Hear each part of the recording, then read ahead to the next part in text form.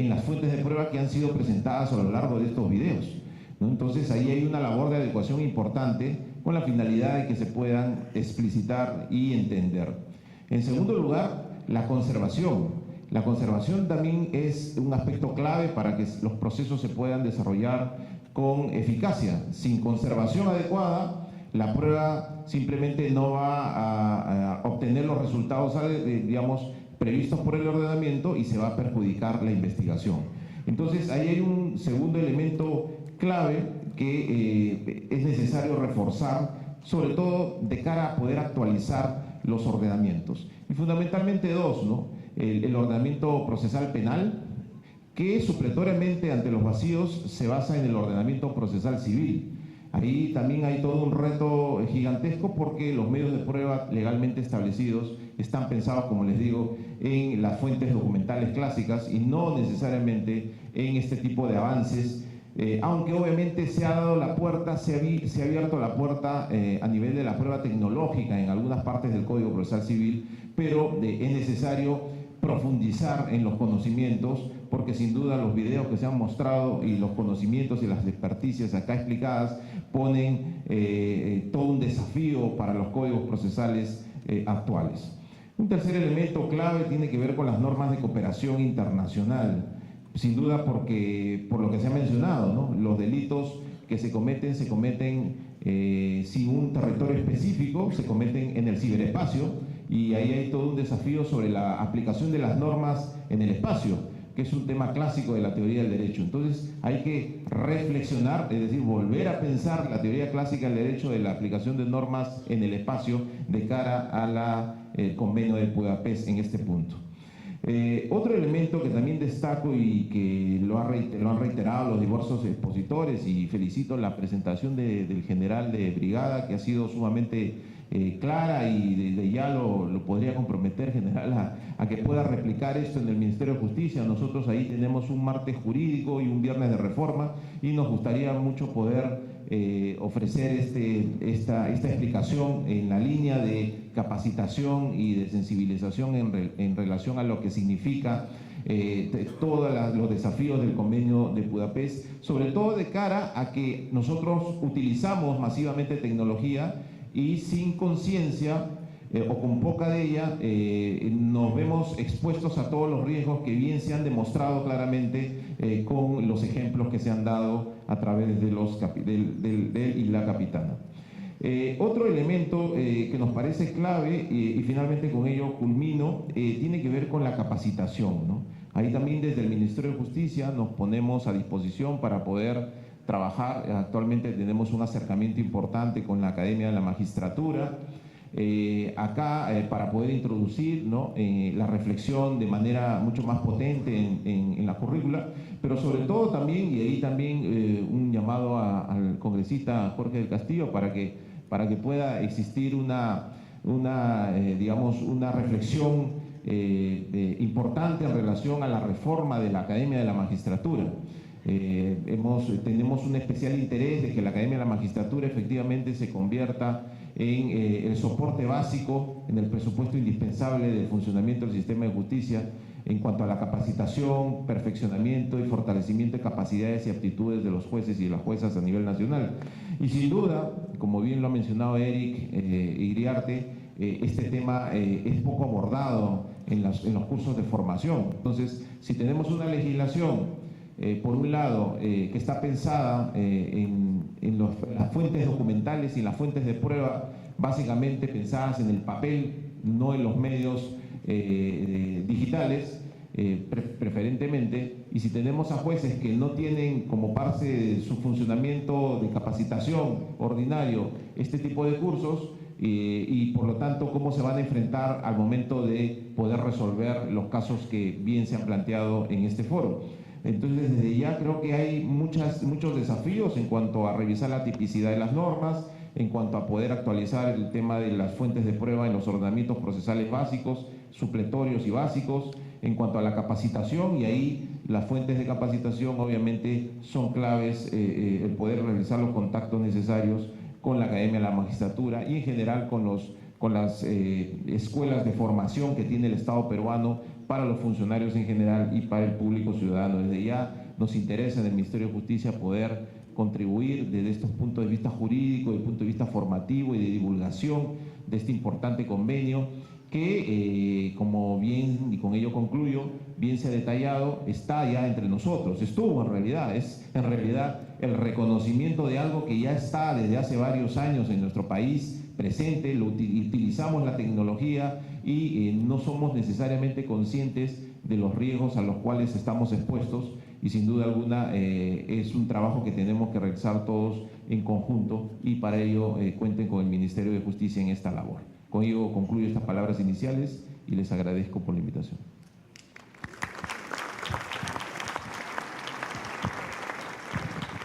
Muchas gracias. Señor General Rodríguez, desde el año 2006 que se implementa la División de Delitos de Alta Tecnología, uno de los actores que mayor impulso intentó hacer para el Convenio de Budapest ha sido precisamente la DIVINDAT, la División de Delitos de Alta Tecnología. ¿Qué implica este convenio en especial para esta unidad? ¿Cómo es que han venido trabajando desde el 2006 si no tenían las herramientas internacionales? ¿Y cuál es el siguiente paso que va a tener esta División de Delitos de Alta Tecnología ya con una instrumentalización y una persecución del delito a nivel internacional? Buenos días para todos. En primer lugar, antes de contestar su pregunta, quisiera dar a conocer mi sentir como peruano y como miembro de la Policía Nacional. Con la resolución legislativa publicada hoy en el Diario Peruano, me parece haber dado un paso gigante, tipo la mesa de juego Monopolio, hacia la modernidad. Y contestando su pregunta, quiero decirle de que efectivamente el haber recibido esta resolución publicada hoy día conlleva hacer unos cambios dentro de la policía, dentro de su estructura. La división que hace usted mención está en proyecto hoy en día hacer convertirla en una dirección de alta tecnología. Es porque se necesita efectivamente esa designación para que ellos puedan generar sus propios necesidades y sus propios instrumentos o herramientas necesarias para poder contrarrestar a todo este flagelo que venimos padeciendo desde el año 2006. El otro punto también es lograr la capacitación de nuestro personal, que es muy necesario, como bien usted lo ha resaltado en su exposición, y muy aparte de ello, quiero resaltar la labor y el trabajo que ha venido realizando conjuntamente la Comisión de Defensa del Congreso y juntamente con la PCM, que en menos de 2 meses ha traído este logro como la publicación de la resolución legislativa de hoy día y cuya finalidad es precisamente armar la norma necesaria para poder tener una defensa cibernética, una seguridad cibernética de forma óptima. Y esto, lógicamente, va a ser enmarcado dentro de una norma en la cual se debe de precisar precisamente las herramientas necesarias para poder contrarrestar cualquier tipo de ataque. Muchas gracias. Señor representante de la OEA, OEA lleva, si mal no me acuerdo, casi más o menos la misma cantidad de tiempo que hemos estado esperando Budapest, trabajando a través del CICTE en desarrollo de capacidades, en monitoreo del tema de ciberseguridad en la región a nivel hemisférico, en entrenamiento, en ejercicios, en capacitación. Pero fundamentalmente la cooperación de país a país, ¿no? La posibilidad de que funcionarios de un país vayan a colaborar con otros. ¿Cómo ve OEA el futuro de la cooperación en materia de ciberseguridad con el Perú a raíz de esta adhesión al Convenio de Budapest? Gracias. Ante todo, muy buenos días, señor congresista Jorge del Castillo, señor viceministro de Justicia Fernando Castañeda, general Rodríguez, embajador Valareso de la Cancillería del Perú y demás autoridades oficiales superiores y jefes de las Fuerzas Armadas del Perú y personal especializado en la materia que hoy nos convoca. Para nosotros es un gran honor en el cumplimiento de nuestro mandato que emana de la voluntad de los Estados miembros de la OEA. El poder estar aquí acompañándolos y felicitándolos por la adhesión a la Convención o Convenio de Budapest. Este no es un hecho más protocolar. Se inscribe en dos elementos muy importantes que se lleven como amenaza ante la humanidad. La primera gran amenaza que tenemos hoy en día en la humanidad es el tema del medio ambiente, como muy bien lo ha explicitado en esa obra maestra, que es una hoja de ruta para la humanidad, que es la encíclica Laudato Si del Papa Francisco. Y la otra es el tema que nos convoca hoy, porque ambos elementos o ambos problemas o problemáticas transversalizan todas las otras problemáticas cotidianas del ciudadano de a pie y del Estado nacional de cada país miembro de la OEA, en realidad de todo el mundo. La Organización de Estados Americanos tiene 4 pilares sobre los cuales se asienta su servicio, su cumplimiento de mandato a los Estados miembros y, por supuesto, su atención a las sociedades de cada uno de sus Estados miembros. Uno es la democracia, derechos humanos, desarrollo sostenible y seguridad multidimensional, que es a la que nos refiere y por la razón por la que estamos presentes hoy. El tema del ciberespacio, el ciberdelito, es algo que no está limitado, como bien se expresó acá, y en esto no voy a caer en redundancias porque lo han hecho magníficamente muchos de los expositores anteriormente, ni voy a aburrirlo ni a ser reiterativo. Pero a diferencia de otros peligros que tenemos como estados y como sociedades, que atacan determinados aspectos o segmentos de nuestros países, la problemática del cibercrimen afecta desde nuestros nietos, nuestros hijos, nuestra familia, nuestra vida profesional y, por supuesto, nuestros estados. En ese sentido, la Secretaría de Seguridad Multidimensional, a través del Comité Interamericano contra el Terrorismo y otros elementos, otras herramientas que tiene la OEA a disposición y con los Estados miembros que forman parte, pone al servicio del Perú permanentemente distintos niveles y calidades de cooperación técnica que se ha venido dando en estos últimos años, no solamente con el tema cibernético en particular, sino dirigido desde este punto a distintos nichos que hacen a la vida institucional del país. Hace unos 4 meses tuvimos un taller con los jueces de todo el Perú y algunos jueces de la zona de Sudamérica sobre la problemática del derecho ambiental.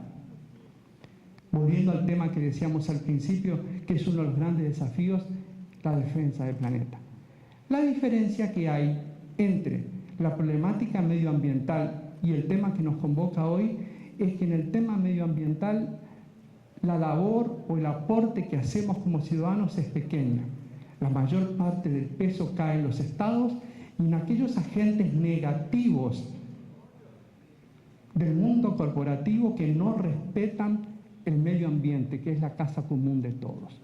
Como dice el Papa, o da a entender en su encíclica, ya el mundo no es de izquierda o de derecha, de blancos o negros, sino quién está del lado de la vida de defender nuestro medio ambiente y quién está en contra. Simplemente soy amigo del que está a favor. No importa su color político, su orientación o lo que represente, está por la vida. Y en este sentido, nosotros en el ámbito del cibercrimen tenemos mucho más para hacer, porque es la educación inicial de nuestros miembros, de nuestra familia. Yo tengo un caso personal, un ejemplo de una sobrina que ha sufrido un acoso terrible por un extraño. Yo cuando veía el video que presentaron, enseguida me acordé de una de mis sobrinas, que por suerte pudimos salvarla. Pero nos sucede todos los días en el plano familiar. Entonces el aporte nuestro va desde ese granito de arena como ciudadanos conscientes de la problemática que se inscribe en todo el andamiaje que el Estado Nacional, desde sus niveles regionales, municipales y por supuesto del Estado Central, nos puede brindar para poder protegernos. Y en esto reside la importancia de que la República del Perú, la querida República del Perú, haya adherido al convenio de Budapest, porque eso no solamente es cumplir con la formalidad de depositar el instrumento correspondiente, eso le va a abrir las puertas mucho más de la OEA, porque la OEA se debe al hemisferio, es el organismo político de cooperación institucional democrático por antonomasia de las Américas, pero Depositar los instrumentos en el convenio de Budapest les abre un campo mucho mayor y que va a interactuar con aquellas modestas tareas que la Organización de Estados Americanos, a través de la Secretaría de Seguridad Multidimensional, viene aportando. Y digo aportando y remarcando la palabra aportar, porque tal vez uno de los problemas de la cooperación internacional históricos, especialmente en la temática de paz, en la que he trabajado muchos años, está en que cuando un Estado transitoriamente se ve necesitado de acudir a la cooperación internacional, lo hace por razones de fuerza mayor, que generalmente se dan en el ámbito de la paz, mantenimiento de paz cuando el Estado pierde el control sobre todos los actores de la sociedad. Entonces, la cooperación internacional comete a veces sin querer el error de transformarse en sucedáneos de las decisiones y las voluntades de los Estados nacionales. En el tema que hoy nos convoca es totalmente al revés. Es el Estado nacional el protagonista, es el que determina, es el que marca la hoja de ruta y nosotros como organismo internacional los llamados a responder a esas solicitudes, a esos insumos y a esa estrategia marcada por el Estado nacional. Nuestro aporte es técnico, no suplantar ningún aspecto de la vida del Estado que lo solicita. Así que respondiendo a su pregunta, licenciado, nos sigue teniendo a la orden a la Organización de Estados Americanos, a la Secretaría de Seguridad Multidimensional, en el marco del Comité Interamericano de Lucha contra el Terrorismo, y a nuestra modesta representación, que tengo el gran honor de estar hace pocos meses representando a la OEA en este querido país. Y todo aquello que necesiten los distintos ámbitos que forman parte del Ministerio de Justicia, la Policía, las Fuerzas Armadas o el mismo Congreso, de aprovisionarse de información o acercar inquietudes, tienen las puertas de nuestra oficina abiertas, que somos el canal con nuestra sede para hacer llegar ese tipo de inquietudes, apoyar iniciativas que ustedes como República Soberana pueden considerar. Muchas gracias.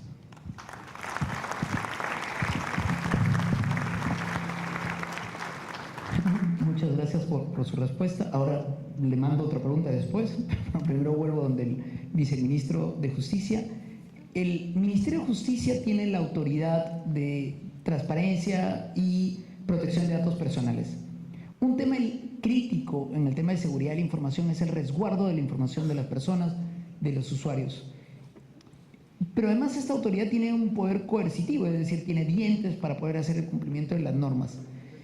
¿Cómo va a trabajar la autoridad de transparencia y la autoridad de protección de datos personales en este esquema de ciberseguridad, donde también es lo preventivo, es lo que va a tener que trabajar sobre todo la PCM, que también se enlaza con temas de transparencia, acceso a la información pública? ¿Cuál es la visión que tiene el Ministerio de Justicia con este tema de ciberseguridad, ya con las tareas que tiene asignadas? Bueno, muchas gracias. Sí, efectivamente el Ministerio de Justicia tiene actualmente bajo la normatividad vigente, y eso habría que compartir la información con el auditorio, tiene dos espacios marcados por un decreto legislativo que creó, por un lado, la Autoridad Nacional de Transparencia y Acceso a la Información Pública, y por otro lado el Tribunal de Transparencia y Acceso a la Información Pública. En ese esfuerzo y dentro de la Autoridad de Transparencia y Acceso a la Información se compone de tres direcciones: la Dirección de Transparencia y Acceso, la Dirección de Protección de Datos Personales y la Dirección de Fiscalización y Sanción. Lo que se está haciendo actualmente en el Ministerio es unificar ambas autoridades. Recuerden que nosotros tenemos 5 meses en el cargo y hemos encontrado que en el Ministerio existen dos autoridades, una con poderes de resolución de conflictos y la otra con poderes de capacitación, de prevención. Las autoridades que funcionan mejor en el mundo han demostrado que tienen que ser una única autoridad, con un consejo directivo que pueda tener direcciones de línea que efectivamente realicen estas funciones de forma articulada. Y además teniendo en cuenta que quienes más incumplen las normas de transparencia y acceso a la información pública en el Perú no son los ministerios, ¿no? Los ministerios son más bien los que más cumplen las normas de transparencia. Quienes más incumplen son los municipios. Y recordemos que tenemos miles de municipios. Y por eso es importante que la autoridad se unifique y que tenga un alcance territorial nacional y que además puede efectivamente llegar con un despliegue territorial importante a los gobiernos locales con autonomía constitucional. Entonces, ahí hay un primer elemento de descripción del modelo. En relación a la pregunta que se formula, sin duda, este aspecto es clave en la Dirección de Protección de Datos Personales, pero sin duda en diálogo con la Dirección de Transparencia y Acceso a la Información Pública debe existir un componente, una línea de trabajo especializada que efectivamente pueda monitorear todos los riesgos y además insertar dentro de las capacitaciones que se despliegan cotidianamente a nivel nacional todo esto que hemos el día de hoy reflexionado, porque de por medio están el ejercicio de derechos, la afectación de los derechos fundamentales. Estamos viendo a lo largo de los videos que se han afectado un conjunto de derechos. Se ponen en riesgo el derecho a la propiedad, el derecho a la propia vida, el derecho a la seguridad de las personas, el derecho a la intimidad, el derecho al libre desarrollo de la personalidad. Es decir, si analizamos las presentaciones que se han dado actualmente desde el punto de vista jurídico y desde el punto de vista constitucional, vamos a encontrar por lo menos unos 15 o 20 derechos que están involucrados. Y por eso es importante tomar conciencia de ello para que en los distintos ámbitos las personas puedan efectivamente contribuir a la seguridad y a crear, como se ha denominado, estos espacios de confianza a nivel personal, a nivel familiar, a nivel vecinal, a nivel gubernamental y a nivel entre estados. Yo creo que las dimensiones son de diversa naturaleza. Desde ese punto de vista, el rol que juegan las direcciones es clave. Queremos potenciar más porque sentimos que el trabajo de las direcciones tiene un límite operativo y ese límite operativo va a ser potenciado si es que se unifican y si es que tienen un despliegue territorial. Y para ello, obviamente, se requiere una ley y por ello, una vez más, congresista Jorge del Castillo, apelamos a la colaboración en la representación nacional para que efectivamente pueda existir esta reflexión y pueda valorarse la importancia de contar con una autoridad de transparencia, acceso a la información pública, protección de datos y vamos a ahora agregar este componente de ciberseguridad que es clave porque sin duda atraviesa estos componentes que acabo de mencionar. General Rodríguez, cuando una persona de a pie se acerca a una comisaría en cualquier distrito y le dice, me han hackeado mi celular, lo común es que pues no se sepa muy bien cómo interactuar con este ciudadano. Por lo tanto, es un tema de desarrollo de capacidades que tiene que crearse.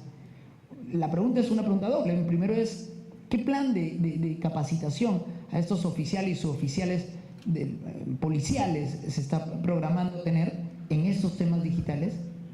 Y la segunda parte de la pregunta es, ¿qué problemática tienen cuando ya recogen la información y se enfrentan al fiscal o al juez que muchas veces, y eso es un comentario que lo escucho muchas veces de gente encargada de la divindad, pues no le siguen la denuncia? Policías han tenido que denunciar directamente porque el fiscal no tomó en cuenta o no consideró el análisis porque a veces o no se entendía o a veces no estaba adecuadamente tipificado. ¿Cuál es esta relación que va a tener que tener con Fiscalía y Policía a la luz de Budapest fundamentalmente?